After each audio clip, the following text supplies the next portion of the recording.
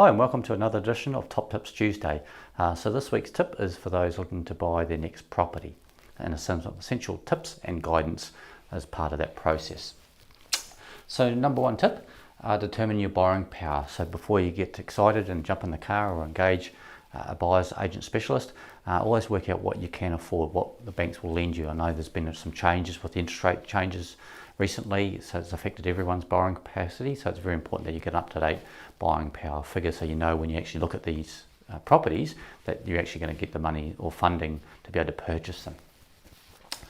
Number two is understand the market conditions, or what's known as the property clock.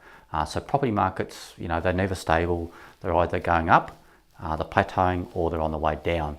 And it's very important to understand that Australia is a very big country, very diversified. So our independent states operate in a very different part of the property cycle. So for example, Sydney's at a different part of the cycle than Adelaide or Perth.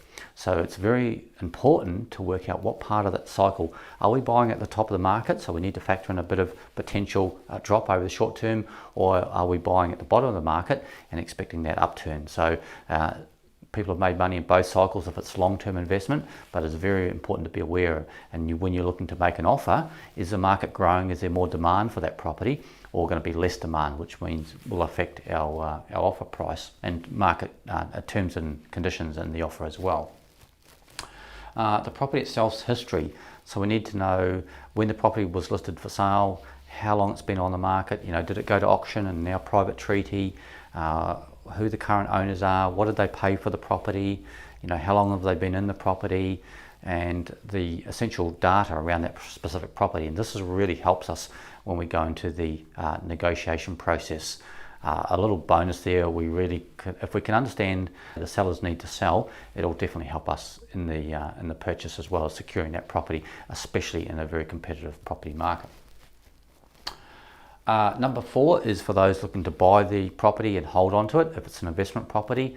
So it's really important to understand the rental demand and the vacancy rate. So if we're looking to put a tenant in place and hold on to that property as an investment for a long-term strategy, we need to know the cash flow of that specific property, and we need to know there's going to be tenants willing to rent that property. So vacancy rate is one good statistic. Speak to a local property manager or get a rental appraisal on that property if you're not really sure. And number five is know the value of the property. Very important. Before we put an offer on the property, we need to understand the market value. And the best way to do this is to do what's known as a comparative market analysis. So this is what a report will give you, and showing that recently sold comparable properties. That's the best way of determining the market value. Now we all know every individual property will vary in price, size, value, etc.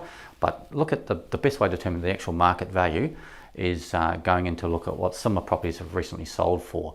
And we have data platforms such as CoreLogic, Pricefinder, etc. that can actually give us those reports and that information. And we're going to make an offer, we actually know what the value of the property is. It also helps to when we go into that negotiation process with the seller or the seller's agent as well. So I hope that's helped you in terms of tips for your next property purchase. Good luck with the decision there, and look forward to seeing you next Tuesday.